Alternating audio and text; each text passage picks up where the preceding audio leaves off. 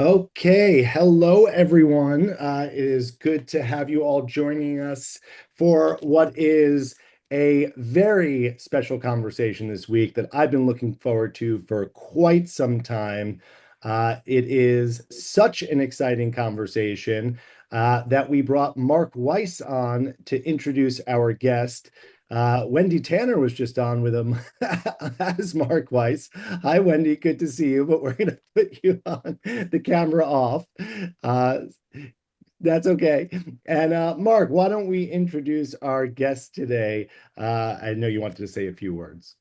Yeah, we have a lot of growing partnerships, and this one is I'm particularly excited about. I've really gotten to get to know Kate over the last couple of months as we've worked out our relationship. We were excited to bring this to our clients because the need for information on, so you're all in the business of selling product, and having the right product um, is is what Kate does for her clients.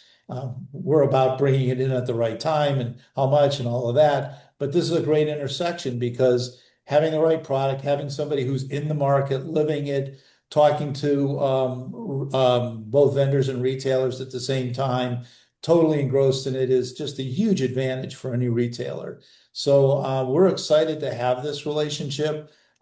Kate is impressive as not just her talent in understanding the market, but the way she thinks about business, the way she thinks about brands. I think they all flow in together, and I just wanted to be here to introduce her and share that, and the energy that she'll bring to you and your clients. I think will be just something that will more than give you a tremendous return on your investment. So thank you, and thanks for joining us, Kate.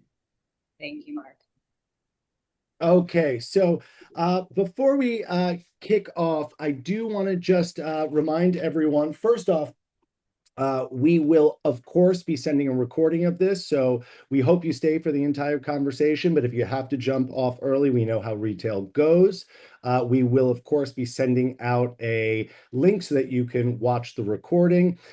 Additionally, we will be in the chat. So if you have any questions, put them in the chat. We love to hear from you. We love to interact. I'll try to weave them into our conversation, or we can save them for the end. We'll save some time for Q&A at the end. So again, you could either put them right in the chat, or we do have a Q&A feature here. And so those are some of the ground rules. All right, let's jump in, Kate. So I'm going to embarrass both of us for a second. Oh, good. Great way to jump off. Let's do it. It's a great way to start. And I think, and if I could speak for you, I think, Management One and Deziem have had a mutual business crush on each other for a while. And I know that, we've respected what you do for so long. And then finally, a lot of our clients have said, we got to get you two together. And so now it's official. So it's really been a culmination of a lot of conversations, a lot of industry talk. So we're just so excited to be partnering with you and having you kind of chat through it with us today. Likewise. Thank you. Okay, but let's kind of start and at the beginning, right? Kate, you're one of the chicest people I know in the industry. Oh, You're up. thanks. Come on, you're coming live from Paris. How did this all start? What was kind of your start in the industry? I'd love to kind of know how you got into things and how you are where you are today. Yeah, it's funny. I kind of recently realized that a lot of times I talk about the beginning of my career as being when I started working in fashion in New York, which was in merchandising, and it was super organic. Like my first merchandising job was at J. Crew in the payday era, sat right in front of Mickey Drexler's office, and he would come out and ask you questions until you couldn't answer another one. And that was like my foundational merchandising training. And I didn't even know that merchandising and buying was a job until I landed in it. Like now I hire women who go to college for that. And that was never the case for me. I just was super lucky to land there. But going back so much farther, like I worked retail all through high school. I worked in specialty boutiques in my hometown. And then I helped my mom open her own specialty boutique as well. And, went to market as a 15 through 18-year-old and set up a stock room and like learned what it meant to work with vendors and did all these things that like I never thought would touch my kind of long-term career. I went to school for journalism, so did this whole fashion career, went to school for journalism. And then, you know, after 13, 14 years working in corporate, my last job, you know, I'd been very much on the buying and merchandising side, mostly in retail, but certainly as I got higher up and I was leading divisions, I was interacting with the wholesale team a lot and, you know, driving product decisions and talking through buys. And I was seeing the difference in the buys between a department store and a specialty retailer and being like, oh my God, the volume that these specialty stores are doing is incredible. And then would see the people who are coming in who are the buyers, and the buyer is the store owner, and she doesn't have a big team. You know, I'm sitting there with my team of like 12 direct report merchants, 6 planners, a couple buyers, full design team. And so I kind of connected the dots of this disconnect that, of course, I knew having seen my mom do it, of like, you are a one-woman show, but seeing these women coming in, and the vast majority of my clients are women who have started their own business and really doing it all themselves, and obviously needing support in certain places, but maybe not having the resources, time, or even like knowing that it's available to them to bring someone on to support in the buying, merchandising, brand strategy, planning piece. So I recognize that disconnect. And, you know, when I left my world of corporate, got into it pretty quickly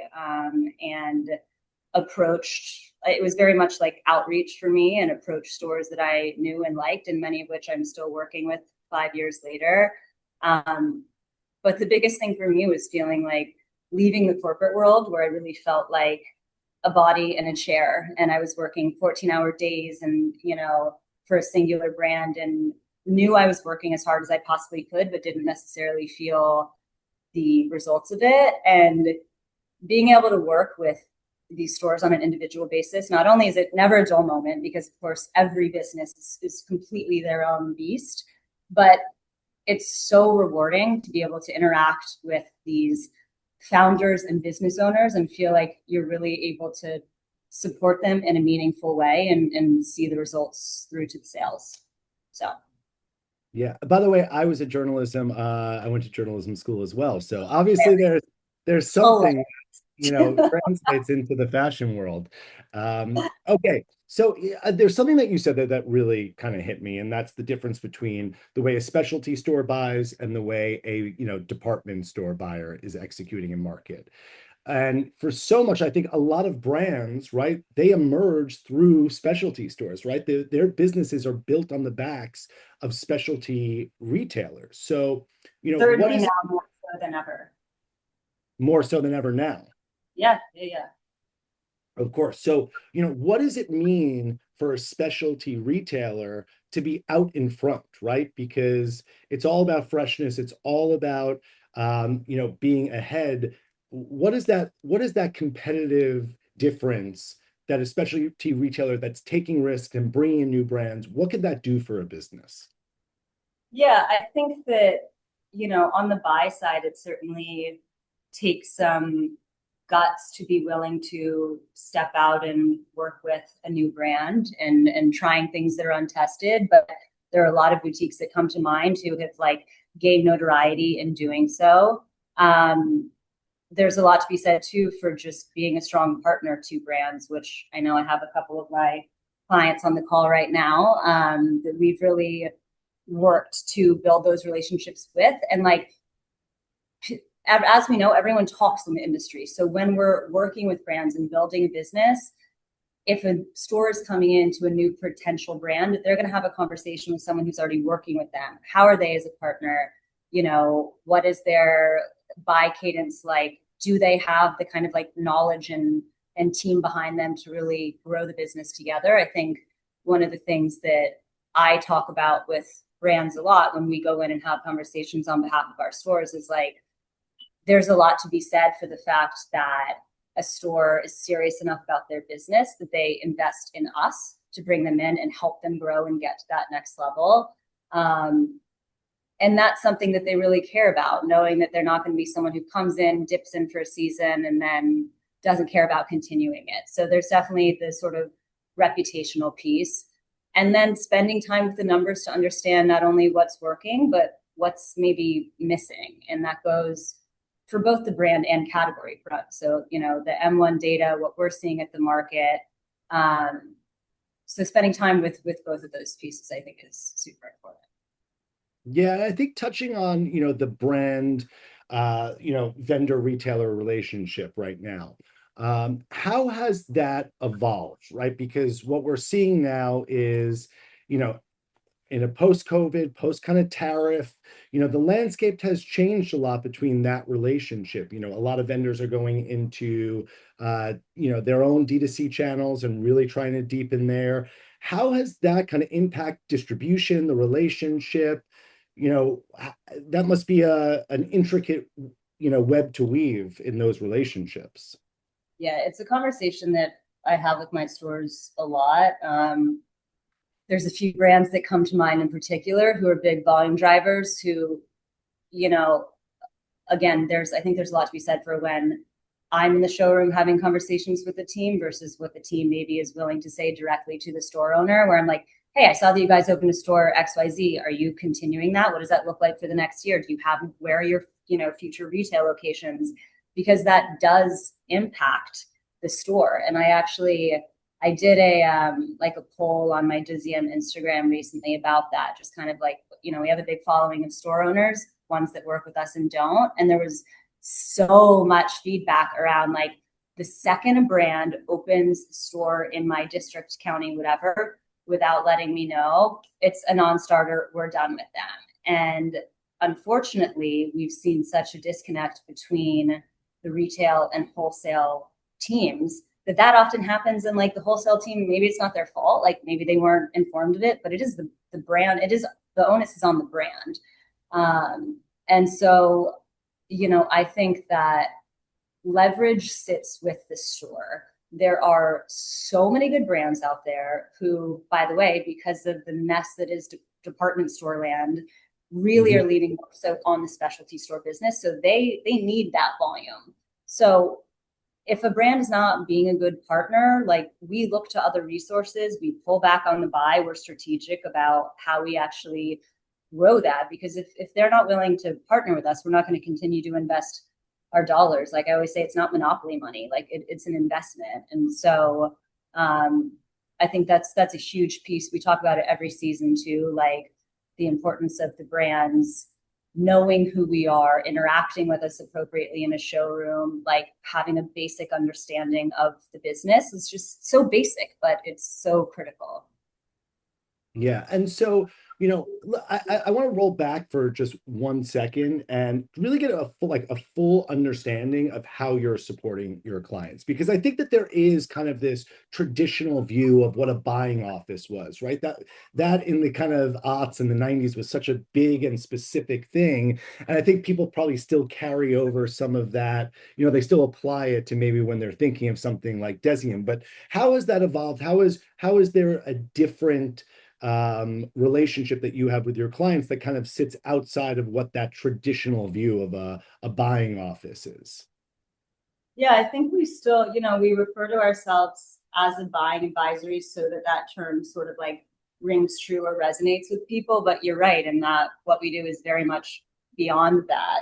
And it goes back to what I mentioned of sort of why I concepted it in the first place, of the resources that I had in a corporate environment and realizing that there was absolutely none of that for that specialty store customer. So what we always say is that our business is a la carte. We know that one size does not fit all. Every single business is different. Some people want us to come in and we do weekly calls, weekly reporting. We're in the business, full market coverage for them. Others are like, we actually just want to have a call once a month to talk about the business, talk about trends, do brand outreach. So I'm super, that's super important for me, for our clients to know that we will come in and fill in the gaps wherever you feel like you need them. It's not like pick package A or package B. We want to make sure that we're filling in the gaps in a way that is useful and beneficial to that particular store owner.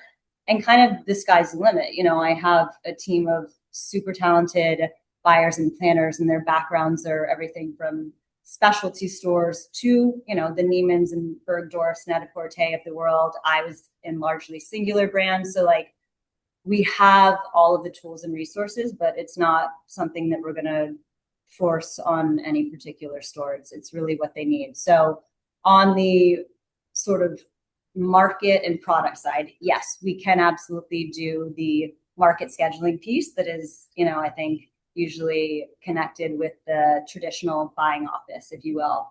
Do that in our sleep, no problem.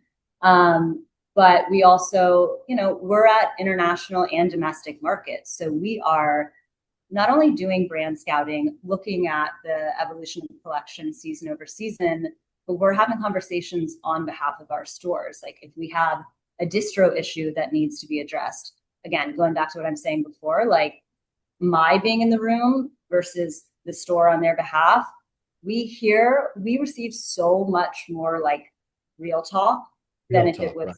you know, I'm sort of the middle woman. And I think that's super helpful because then it allows us to action better on getting to the results we need. So having Well, conversations on behalf of in a way that kind of does bridge the gap between that, you know, kind of traditional buying office, you have leverage, right? You speak for a lot of retailers and you have collective power, you have collective buying power. So when you're having that conversation with a brand, with a vendor, there's different context around it.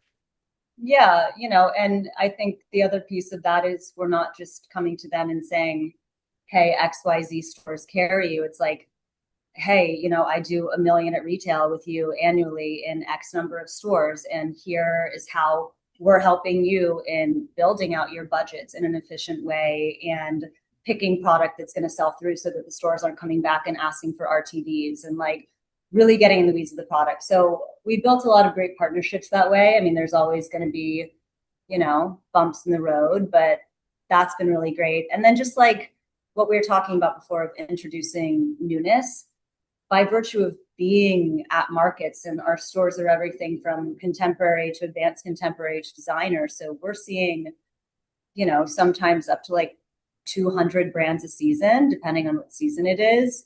So always following market, our stores are not only saying like, hey, did you see XYZ, one of our top 5 brands, and what did you think about it? They're also like, I need a handbag resource. What did you see? I need new day dresses. Send me some thoughts. Like, what was this one thing you put up a picture of? So we're constantly bringing in newness and ways to kind of inject some excitement into our stores. And So that's, when you sorry, go ahead.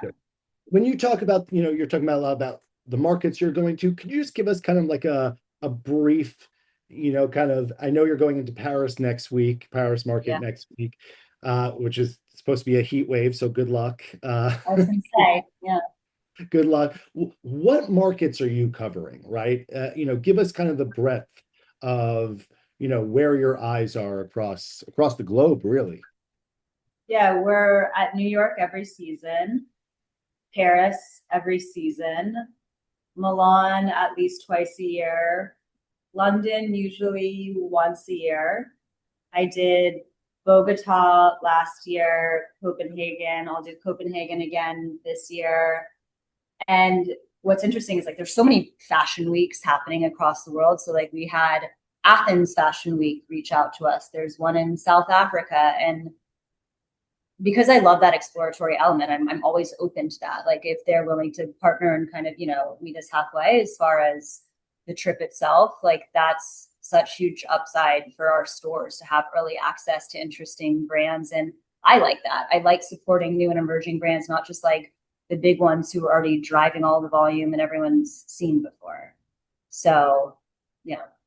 Yeah. So, okay, I'm gonna potentially let you have your cerulean blue moment right now. But, you know, if I'm a contemporary women's retailer, you know, based in the States, and I'm listening right now, and I don't buy in Paris markets. That's way kind of outside of what I do, right?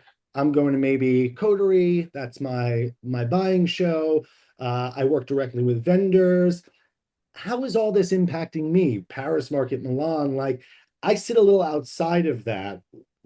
Why do I need to be involved in this? We have those conversations a lot, especially some of my stores who are like thinking they're ready to dip their toe into European markets, but aren't quite sure. Um, when I'm in New York, I'm largely there going to market appointments with my stores. I make it a point to always join them for a couple. It's so good to see like how are they using the market tools that we provided? How do they buy? How do they think about the product and their customers? So that's in New York. And then for European markets, my sort of like Paris pitch is that I just find it to be way more exploratory and aspirational. There are always going to be brands who show here who don't show in the US.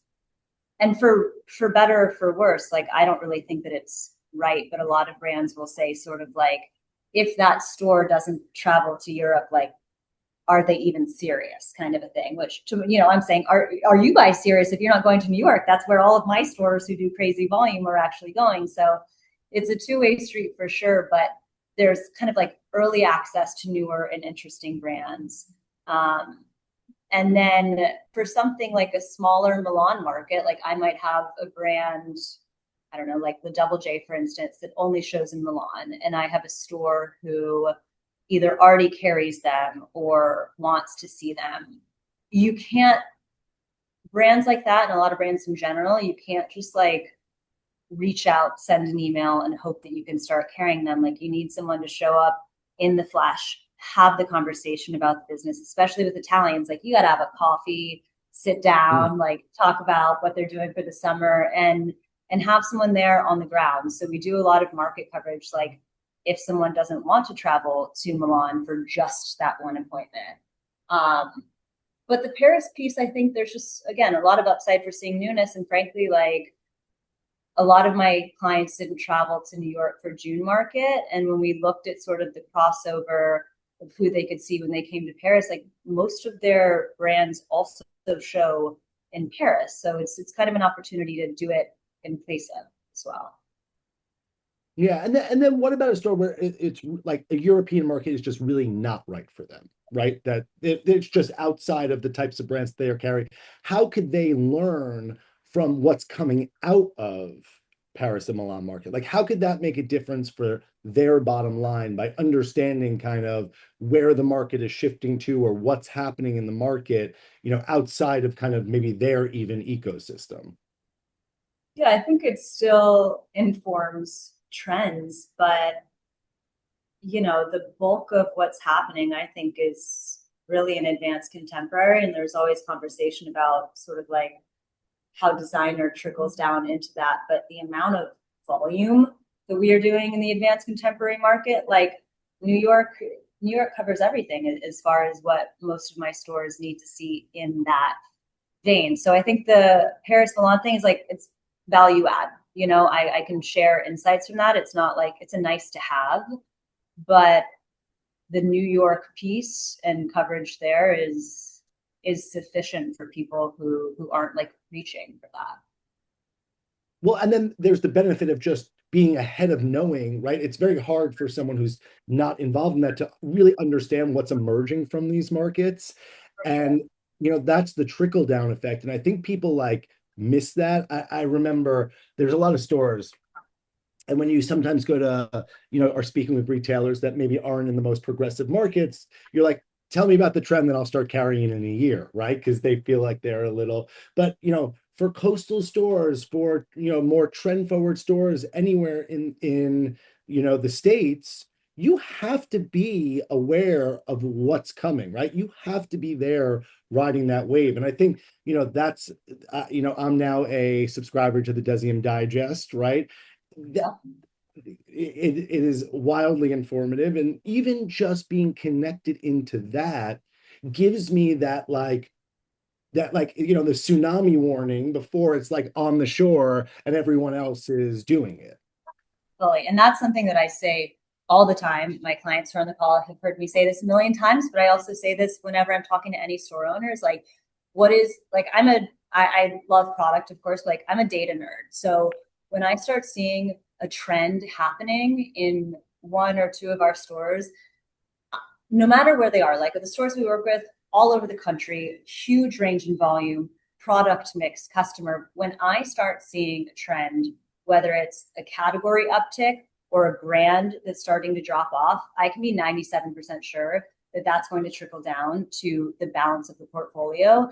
And so I can use that to inform everyone else to kind of get ahead of it. Like, let's not continue buying this brand the same way that we've been charging into it the past 2 years because I think it's on a downslide. And rather than like finding out after the fact when you already bought into it and have it on the floor, I think that's a massive advantage. And I think the missing piece too of having like that store network that we work with is all of these, again, one woman show business owners are operating in a silo. So a lot of the conversations we're having is like, who is it? Are other people having a tough June? What are people doing for events? Like, what's the marketing program? Is everyone traveling for June market? Like, there's just a lot of ways that we can share information that's mutually beneficial without it, negatively impacting anyone.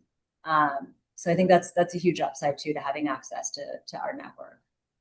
Yeah, and I also think, and I'm curious about your take on this, but I also think that a lot of, and let's say we're looking at retailers in that contemporary and better contemporary space, I think that there's a lot of hesitation to really step into higher price points and not really realizing that their customer would follow them into higher price points and maybe some brands that are starting to push that and testing that. And when you think of some of the iconic American retailers who have really kind of pushed designer forward, like if you look at like a Lori Hirschleifer in Long Island, if you look at a Tootsie's, like there is so many examples of real great like American stores in local communities that are able to really push fashion forward. It's a real, so like what would you say to a retailer that's scared of kind of making that jump into a higher price point or bringing in that, kind of higher end brand that they feel is out of reach for their customer? Another conversation I have all the time. And frankly, like I've had a couple of my stores, largely some of my older clients that like when they came to me initially, that was their task for me of like, I want to get to that designer level. How do we get there? So a few things. The first being you have to test and learn.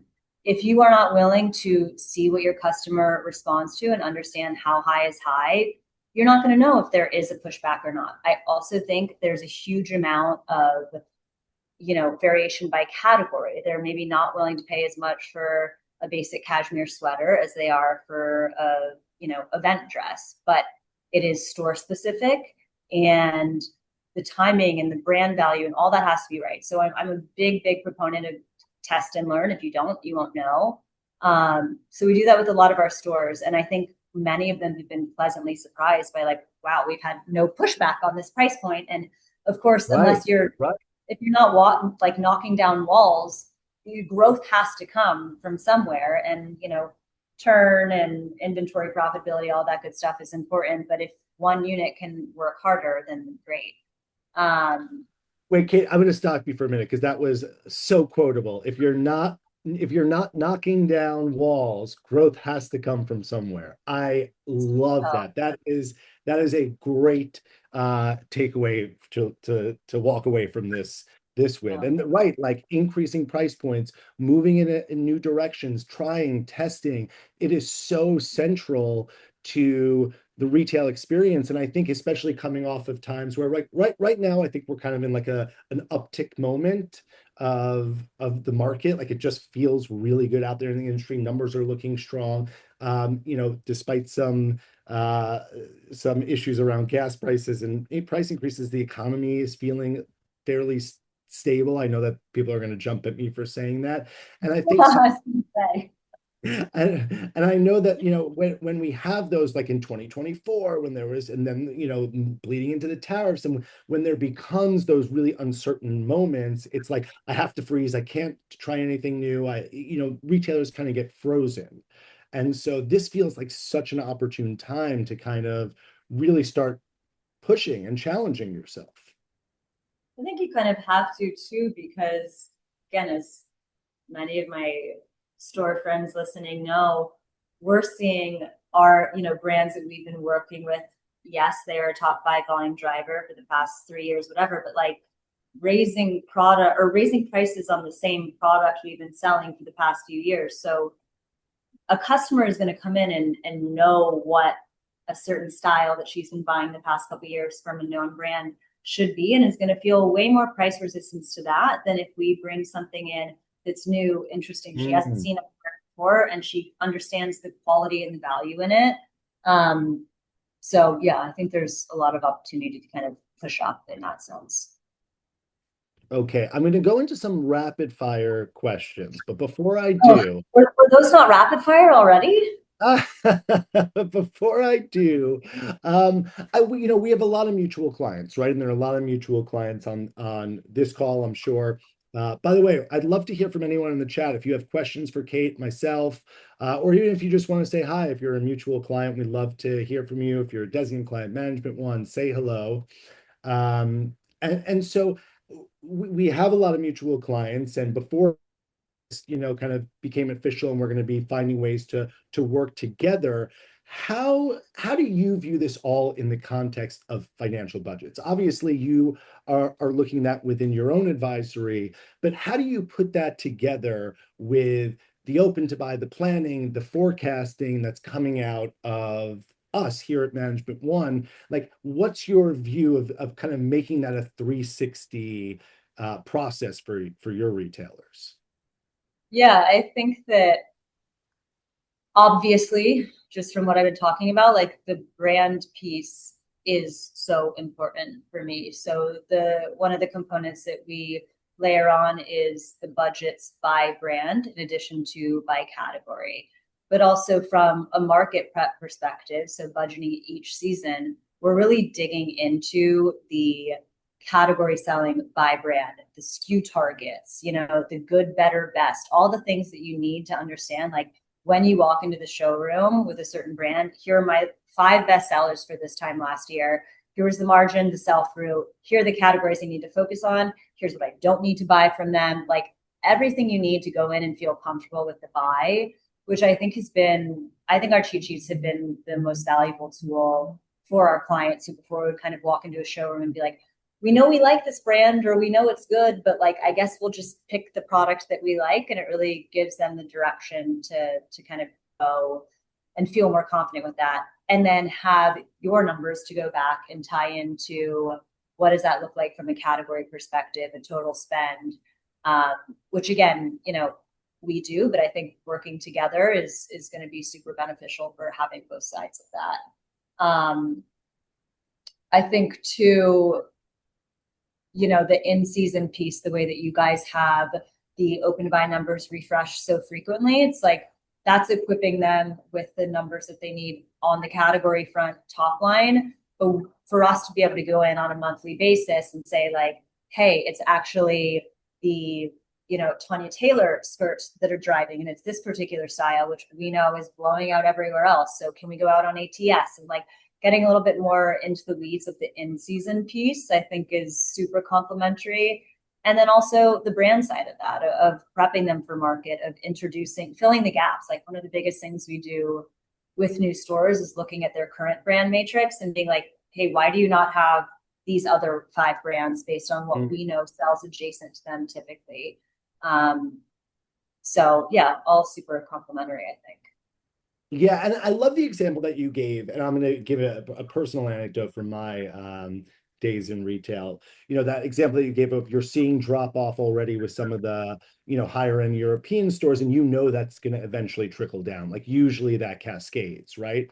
And on my end, and we had a brand that we would carry that they were one of our best brands. And by the way, I get very skeptical when someone says it's my best brand. Like, what does that really mean, right? There's so much nuance there. Is it your best selling? Is it your best, cash ROI? Is it your best loss leader? Like, what does that mean? But there was a brand that we always did historically very well with, and one season, their collection just looked like absolute dog poop, right? Yeah.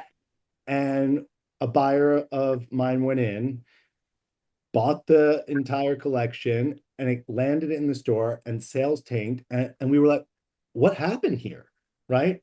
Well, I had open to buy, I just spent it there. Right. And so that's the nuance of, you know, pairing your budgets and an understanding of what level of inventory you need to be at, but not just spending that indiscriminately, right? Spending that where it should go, not to where it has always gone.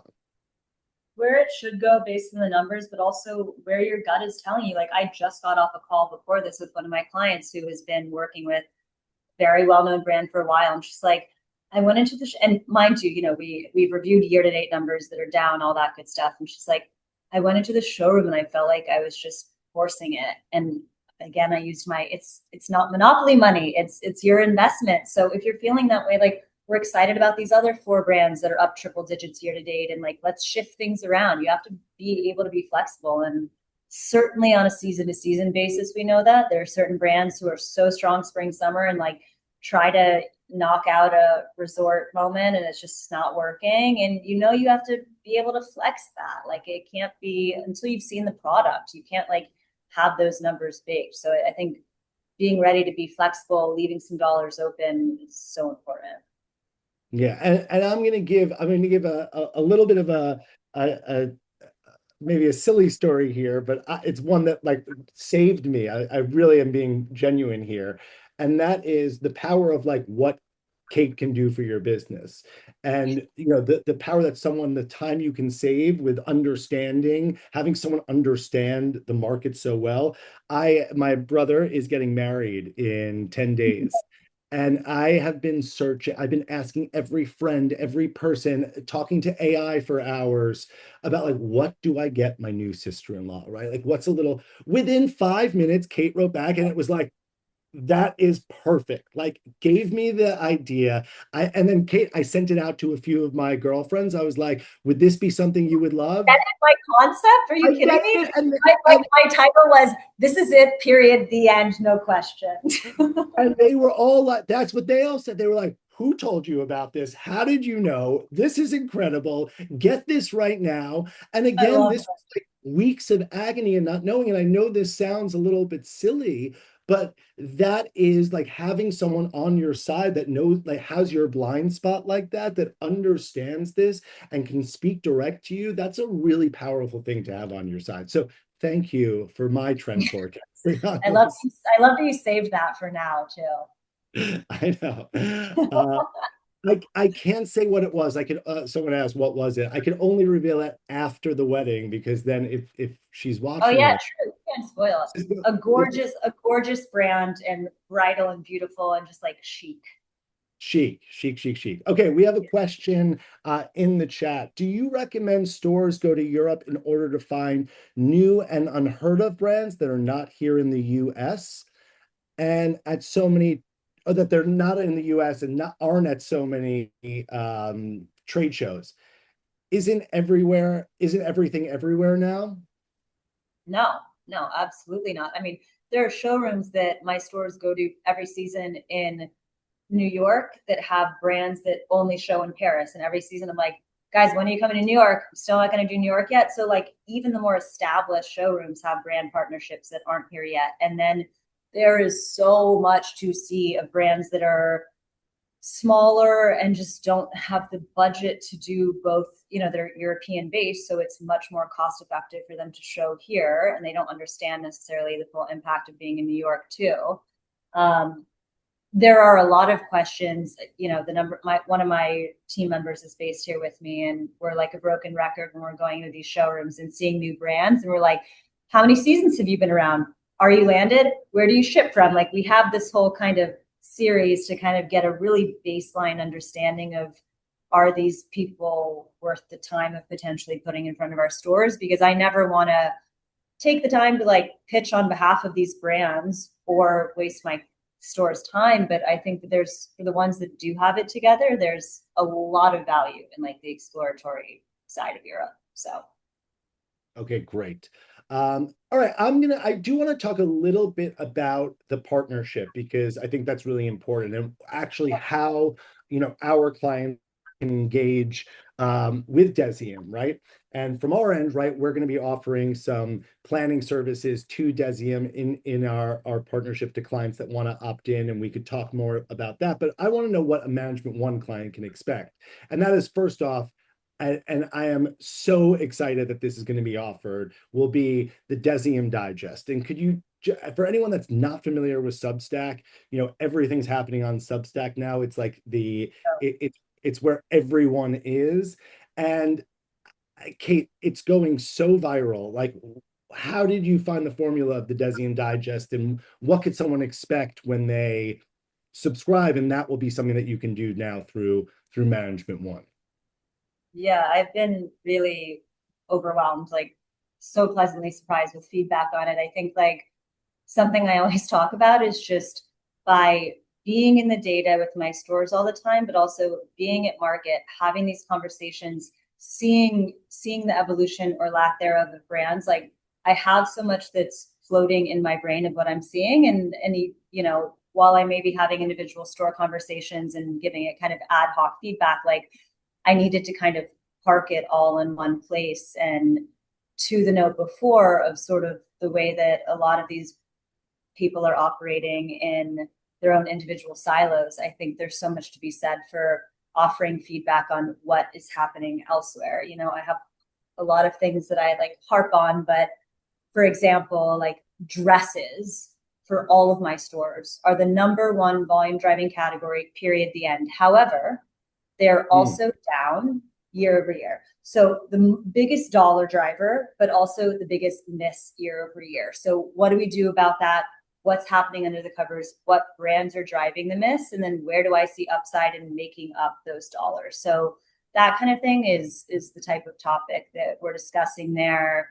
Market recap. So I'll have Paris market recap coming out soon. Just kind of like anything that feels of the moment and relevant.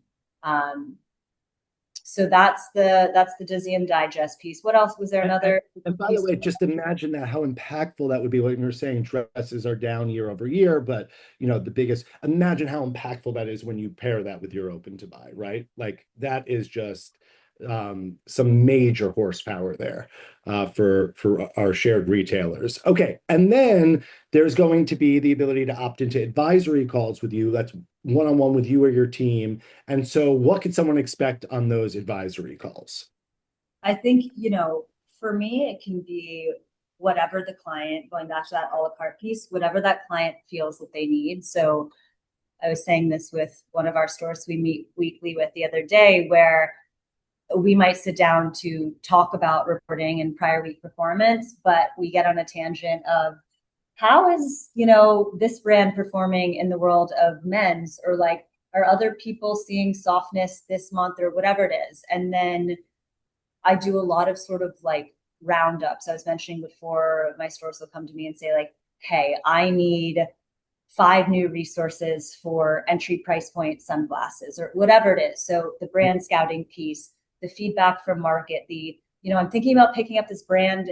A, do you like it? Do you see it performing in other places? And B, do you have a contact there? Can you make that introduction? So a lot of what we do is being that third party of reaching out to the brand, giving a proper introduction, taking the time to be like, here are store photos. They're working with us. Here's why we think they would be great. Getting the real feedback as to whether or not it could be a go forward partnership, and then making that introduction. So I think there's a lot of room for brand intros there. But again, like asking the questions that are really tailored to their individual businesses that they feel is maybe like a knowledge gap that I, hopefully again with the network that we have, I'm able to sort of weigh in on. Yeah, so it's funny because in the same way that like when you work with Management One and you go and you're buying from a vendor, there's like almost like a stamp of financial savvy on your business. When you are working with Desium and you're going to a vendor, there's almost like a stamp of sophistication to the business. And that is a really big thing. And I know this, I used to run men's sales at Helmut Lang, and there would be stores that would come to us and we would just say no, and they wouldn't understand why we were rejecting their business. And that is because I can't tell my story as a brand through your point of view as a retailer. They're just not matching. So we're going to go into rapid fire a little bit. This is the first rapid fire question. What could a store do to stand out to a retailer, or show what could a store do, a retailer do to show a brand that they kind of fit in their store? Well, that's something that we would definitely do with them. So I don't want to give away all of the secrets there, but there's so much to be said for how your Instagram looks. What is your brand matrix on your website? Like, there's a lot of really basic cleanup type stuff. We put together press kits so that we kind of can control a narrative. Like, if the website isn't up to snuff, or we're, working on things, like, we can kind of control the way that they're seeing it, as opposed to just letting it free fall. So that I'm going to say that will come from working with us. Okay, great. So chic or not? Oh Trunk my shows. God. Chic. Chic. Okay. Yeah. Well, so trunk shows are not a thing of the past.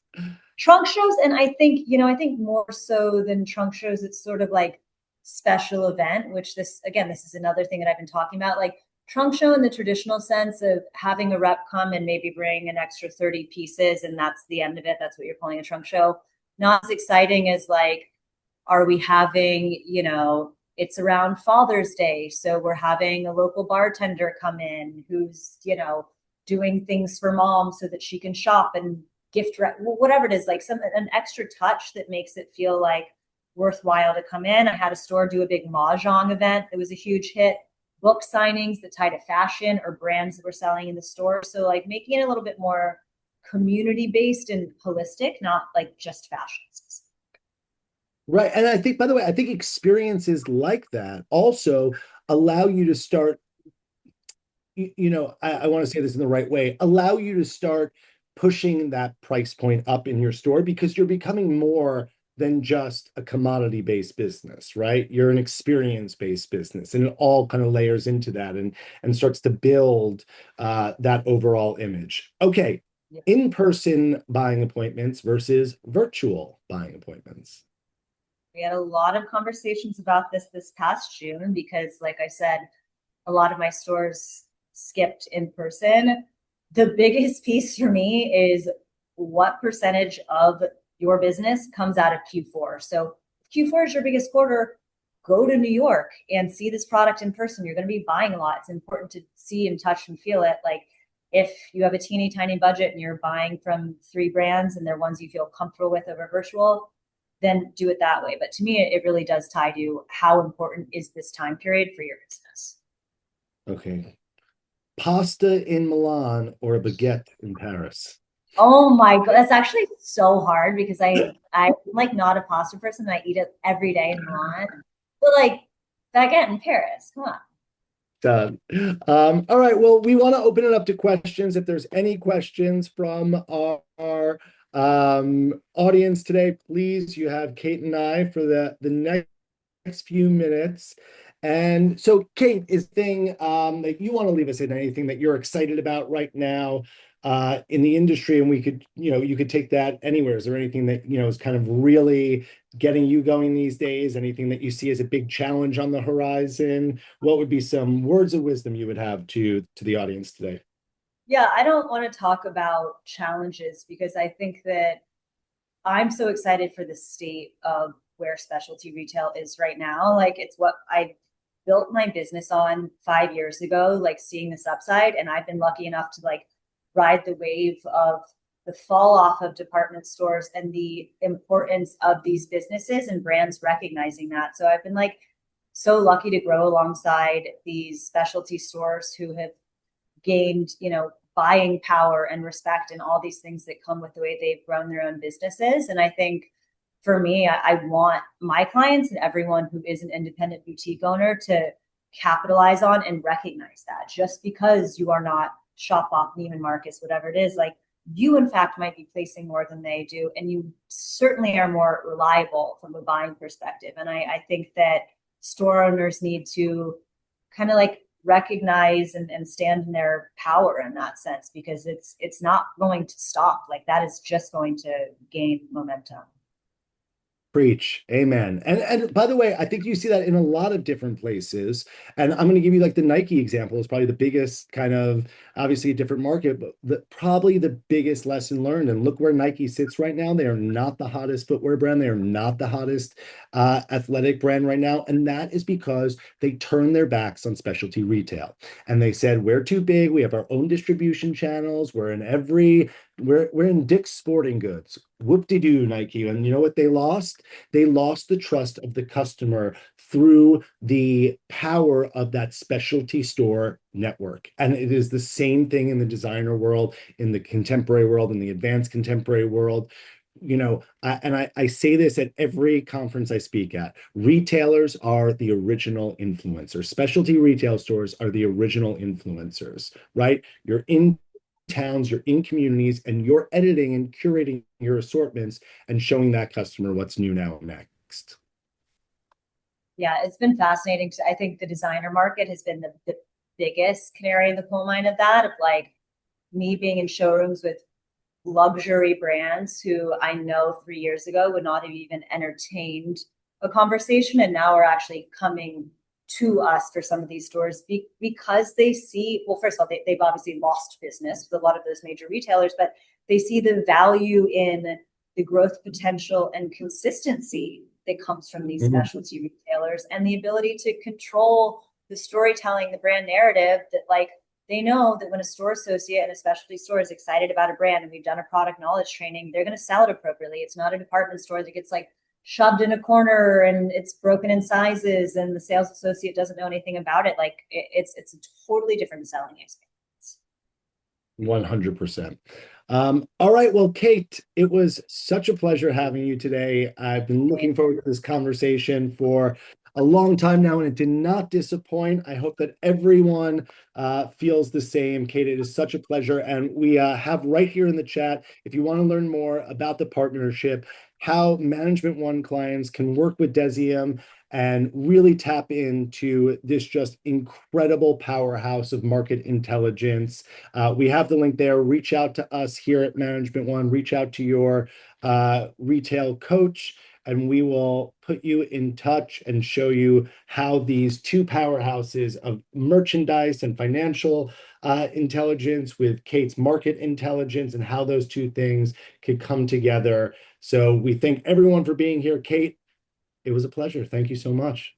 Thank you, Dane. Thank you, everyone. And thank you for all my personal trend advice as well. Anytime. Send, send me the bill. I Okay, will. thanks everyone. We'll see you next week for our next Management One Live. Thanks so much, everyone.